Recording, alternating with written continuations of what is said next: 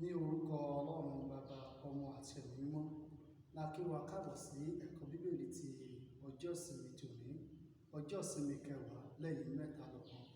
Ẹ jẹ́ kí a gbàdúrà. Ọlọ́run tó pọ̀ nípa àti agbára, a sọ pé ṣé torí pé ẹ̀yin ni Ọlọ́run, Olúwa gbọ́ ọpẹ́ wa. Àmín. Bàbá, a lọ nínú ẹ̀kọ́ Bíbélì ọjọ́ ìsinmi tòní, Olúwa ẹ darapọ̀ mọ́ wa. Àmín.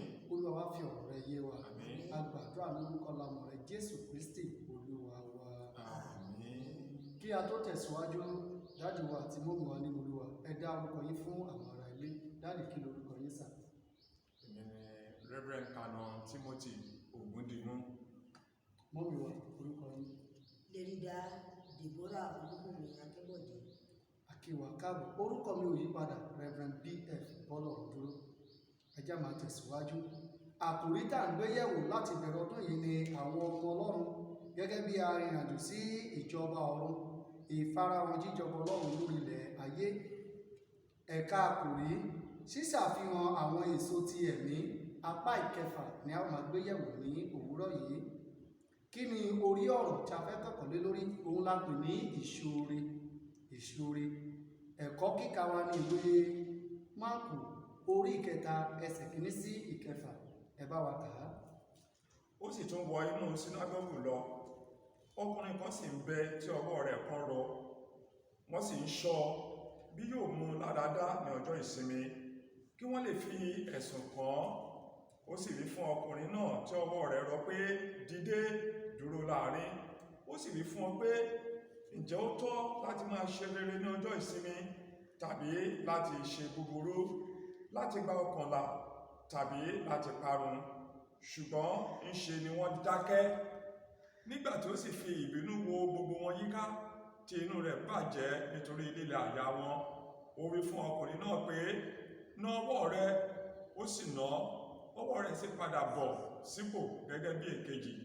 Àwọn Farisí jáde lọ lójú kan náà láti bá àwọn ọmọ ẹ̀yìn Hẹ́rọ́dù gbìmọ̀ pọ̀ sí bí àwọn ìbá ti ṣe pa á. Ẹ ṣé dájú. Kí ni èròǹgbà fún ti ẹ̀kọ́ Bíbélì tòní?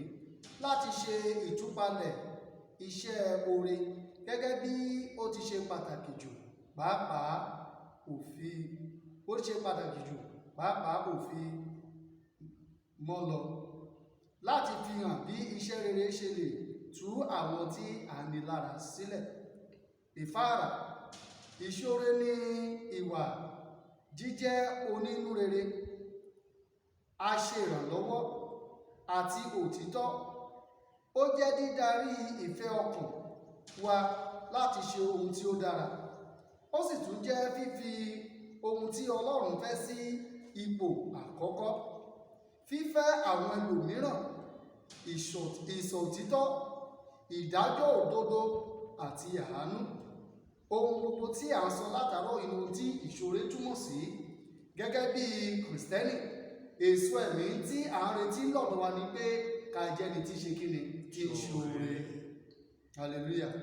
Nínú ẹ̀kọ́ wa lónìí, Jésù fi hàn pé òfin kò ní ipá kankan níbi tí kò bá sí ìṣoore. Òfin kò ṣe kíni? Kò ní ipá kankan. Bó tún kí òfin náà le tó, níbi tí kò bá sí oore ṣíṣe, òfin ò ní ìtumọ̀. Ìwòsàn nípa fífún ẹni tí ó wà lábẹ́ ìdè àìsàn ní ìtùnú ṣe pàtàkì ju pípa ọjọ́ ìsinmi mọ́ lọ. Hallelujah. Tí a bá wo ibi tí a kà yẹn, a rí pé àwọn ènìyàn wọ́n kàn ń wá ẹ̀sùn láti kà sẹ́sẹ̀ Jésù rẹ̀. Kì í ṣe pé àwọn náà kì í ṣe pé wọ́n mọ̀ wípé ká tú ènìyàn sílẹ̀ kó nínú ìdè ara iṣẹ́ ìránṣẹ́ ni ó jẹ́. Ní orúkọ Jésù, a ò ní ṣiṣẹ́ ìránṣẹ́ ṣe. Àmín. Ẹ jẹ́ ká lọ sínú ìbéèrè wa láti àkókò wa ṣòfò. Ìbéèrè àkọ́kọ́ ni wípé báwo ni ó ṣe lè ṣe ìtúpalẹ̀ oore láti inú ẹsẹ̀ ìwé mímọ́ ti òní, ìyẹn ìwé Máàkù orí ìkẹta ẹsẹ̀ kìíní sí ìkẹfà tí a kà. Tí a bá ní ká wo ìtúpalẹ̀ iṣẹ́ oore gẹ́gẹ́ bí Máàkù orí kẹta yẹn, a rí wípé láti tú àwọn ènìyàn sílẹ̀ kúrò nínú ìnira, nínú ìpọ́njú, nínú ìyà, lábẹ́ bó ti kó jẹ́ ọjọ́ ìsinmi tó, kò yẹ kí wọ́n wà nínú ìnira. Ẹ ṣé dájú wa wípé a kò gbúdọ̀ sásí abẹ́gbẹ́ ní ọjọ́ ìsinmi kí a fẹ́ tó wà nínú ìrora sílẹ̀ àbí ká má ṣe ìrànlọ́wọ́ fún. Ohun lẹ ti gbọ́ yìí wípé ọjọ́ ìsinmi kò dí wa lọ́wọ́ láti ṣoore nítorí pé àpẹẹrẹ tí Jésù Kristi Olúwa wa fi lélẹ̀ ni. Ẹ ẹ ṣé.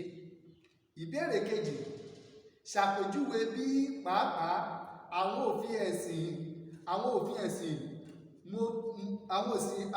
ẹ̀sìn mọ dípò ìwà ìṣoore tí lẹ́sẹ̀ ìpalára tí ó sì lè yọrí sí ìwà búburú. Ìwé Máàkù orí kejì ẹsẹ̀ 13 dé 14 àti ìwé Jòhánù orí 9 ẹsẹ̀ 13 dé 14. Ṣàpèjúwe bí pàápàá àwọn òfin ẹ̀sìn mọ dípò ìwà ìṣoore tí láṣẹ ìpalára tí ó sì lè yọrí sí àwọn ìwà búburú. Gẹ́gẹ́ bí ìbéèrè tí adarí wa béèrè ní òwúrọ̀ yìí, látinú ìhìnrere ti Jòhánù orí 9 láàrin ẹsẹ̀ 13 sí 14 yẹn, a rí wípé dípò tí a bá fi mú òfin ẹ̀sìn tó lòdì sí pé ká ṣoore, ohun tó tún ṣẹlẹ̀ níbẹ̀ ó jọ ohun tí a kà nínú ìhìnrere ti Máàkù yẹn, torí pé a sọ fún wa nínú ìhìnrere ti Jòhánù wípé wọ́n mú ẹni tí ojú rẹ̀ fọ́ wá sọ́dọ̀ àwọn Farisí ní ọjọ́ ìsinmi, ṣùgbọ́n gẹ́gẹ́ bí òfin táwọn Farisí dìbò ọjọ́ ìsinmi àwọn ò kà sí ọjọ́ láti ṣe nǹkan kan, yálà iṣẹ́ oore ni bóyá iṣẹ́ ara ni wọn ò kà sí nǹkan kan. Ṣùgbọ́n a rí wípé Jésù ó mọ̀ wípé ọjọ́ ìsinmi yẹn iṣẹ́ oore òun ni ó yẹ, pé èèyàn lè wà ní afọ́jú nínú ìlera ló wà yẹn sá, ṣùgbọ́n torí pé àwọn òfin tí àwọn Júù dì mú pé ó gbọ́dọ̀ wà bẹ́ẹ̀ lọ́jọ́ yẹn, ṣùgbọ́n Jésù wípé kò yẹ kó rí bẹ́ẹ̀, Jésù la ojú yẹn. So tá a bá fi sílẹ̀ iṣẹ́ búburú ni ó, bó tilẹ̀ jẹ́ ọjọ́ ìsinmi ni. Yóò kàn wà nínú òkùnkùn síbẹ̀. Bẹ́ẹ̀ ni. Orúkọ Jésù, ayé ò ní sọ wá sínú òkùnkùn. Àmín. Ẹ jẹ́ ká wo ìbéèrè kẹta yìí. Ìbéèrè kẹta yìí ó ṣe pàtàkì. Ó ní ti ipò tí orílẹ̀-èdè Nàìjíríà wà, ṣàpèjúwe bí àwọn iṣẹ́ ẹ̀sìn tí kò ní ìṣoore ti yọrí sí ìwà ìkà àti ibi. Ìwé Dáníẹ́lì orí kẹta ẹsẹ̀ 19 dé ẹsẹ̀ 20, níbẹ̀ ni wọ́n ní ká gbéyẹ̀wò. Ní ti ipò tí orílẹ̀-èdè Nàìjíríà wà lónìí, ṣàpèjúwe bí àwọn iṣẹ́ ẹ̀sìn tí kò ní ìṣoore ti yọrí sí ìwà ìkà àti ibi. Iṣẹ́ ìṣoore àwọn ènìyàn lákòókò yìí wọn ò láàánú, wọn ò tiẹ̀ sì wá mọ̀ pé ó yẹ kó ṣe oore, pàápàá jùlọ àwọn tó ti ní lọ́wọ́, wọn ò kalẹ̀ kìlù sí ìkọ̀kan rárá, wọ́n kàn gbé òfin rù ni, wọn ò ṣe bí Ọlọ́run ti fẹ́ rárá. Tó bá yẹ pé wọ́n ń ṣoore ni Nàìjíríà náà ò ní rí báyìí. Ó yẹ ká mọ̀ pé apá kan wà tí kò ní ìkọ̀kan lọ́wọ́ rárá, ṣùgbọ́n kọ̀ọ̀kan kí á ṣe oore yẹn fún àwọn tí kò ní, ṣe la tún kó mọ́ra wa. Àwa tá a ti níyẹn la tún dì mọ́ ẹrù, la tún dì mọ́ ara wa. Ọ̀pọ̀lọpọ̀ àti ẹ̀ tún máa fi nǹkan ṣe gbé níbi tẹ́lómi kò tí ì jẹ rárá. Wọ́n kàn ń ka òfin sí ni, wọn ò mọ bí a ti ń ṣe oore ní àkókò yìí rárá. Ṣé dádò àjẹrí àfikún síbẹ̀ ní ká tẹ̀síwájú? A rí pé ìtàn yẹn sọ nípa Ṣédrákì, Míṣákì àti Ábẹ́dínégò. Ohun tí ọba pàṣẹ wípé kó máa lọ sí òrìṣà táwọn wò pé kò yẹ kó rí bẹ́ẹ̀, ẹ wo àbájáde rẹ̀, pé kí wọ́n dì wọ́n sọ wọ́n sínú iná. So a rí wípé ní ibẹ̀ yẹn ṣíṣàpèjúwe bí àwọn iṣẹ́ ẹ̀sìn tí kò ní ìṣoore ó máa yọrí sí ìwà ìkà àti iṣẹ́ ibi. Kí ni wọ́n ṣe tàbí ká sọ wọ́n sí iná? Torí pé iṣẹ́ ẹ̀sìn tí wọ́n ń sin òrìṣà tó ń sìn yẹn kò sí ìṣoore kan níbẹ̀ ni.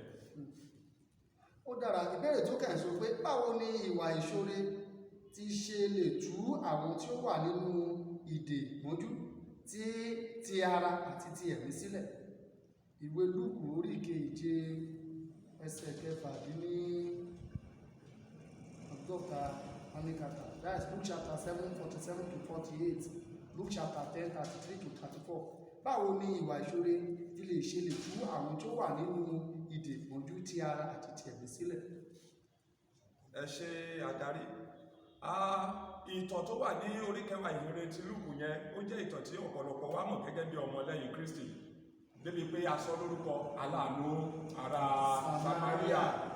Ọkùnrin tó bá pàdé yẹn, ẹ wo inú ìnira ìpọ́njú tó wà. bẹ́ẹ̀ni Ṣùgbọ́n àwọn kan tàbí sọ wípé ìran wòlíì ni wọ́n, torí pé ó dọ́jọ́ ìsinmi tí wọ́n lọ ṣiṣẹ́, ọwọ́ pé iṣẹ́ tí wọ́n lọ ṣe ẹ̀jẹ̀ gbọ́dọ̀ tá sí mi lára, ní ò gbọ́dọ̀ ṣe léyìí, wọ́n fi sílẹ̀ lẹ́ni tó ń jowó nínú ẹ̀jẹ̀.